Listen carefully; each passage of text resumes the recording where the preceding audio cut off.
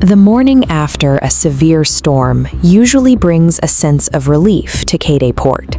With the sun rising and seagulls returning to the docks, the previous night's chaos feels like it has finally receded. Inside Ren's workspace, the baseline seems intact.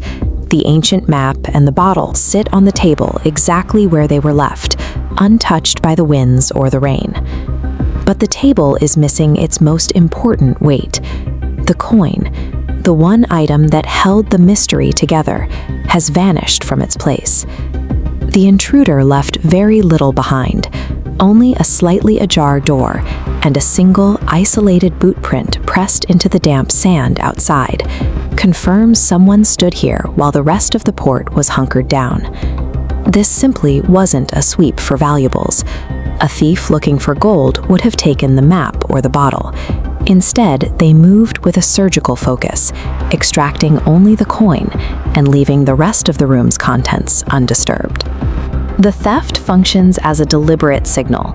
By taking only the coin, the intruder has stripped away Ren's sense of safety, forcing him to bring the remaining evidence to Jiro, uncovering what has been set in motion. Jiro's workspace feels like a different century, crowded with the physical debris of a life at sea. Rusted compasses and hand-drawn charts predate the port's modern maps. At the center of the desk is a 40-year-old maritime logbook. It is the primary record of the Horizon route, a mission faded into local superstition.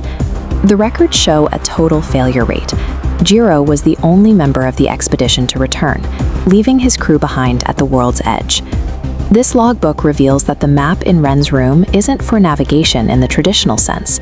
It was built as a fatal test, designed to filter out anyone unable to survive the specific pressures of the route. Jiro has spent decades as a sole survivor, carrying a broken promise to the men lost. Now, the theft of the coin has forcefully reconnected that historical disaster to his grandson's present. The key is the symbol, a half sun and half moon. The sun is the safety of charted waters. The moon marks the drop-off where survival probability hits 0. Locked together, they form a binary rule: navigate the light or be consumed by the dark. The symbol functions as a warning for a journey with no exit. To cross the threshold of the route is to accept that the only two outcomes are total conquest or vanishing entirely from the record. This deep dive into the past is cut short by Aiko. She arrives with an urgency that shifts the focus from 40-year-old ink to an immediate physical crisis unfolding at the docks. A massive black ship has appeared off the coast of Kaede Port, emerging through the fog like a ghost from Jiro's own stories. High on the ship's mast, the crew has raised a flag bearing the same half-sun, half-moon symbol found on the logbook. The arrival isn't a coincidence. The thief who took the coin from Ren's table was likely the scout for this vessel, and they have now returned to enforce the contract that the coin activated. Ren is now standing against a force that systematically dismantled a crew of veteran sailors 40 years ago. He is a single sailor facing a maritime legend that has never been defeated. Despite the disparity, Ren chooses to stay.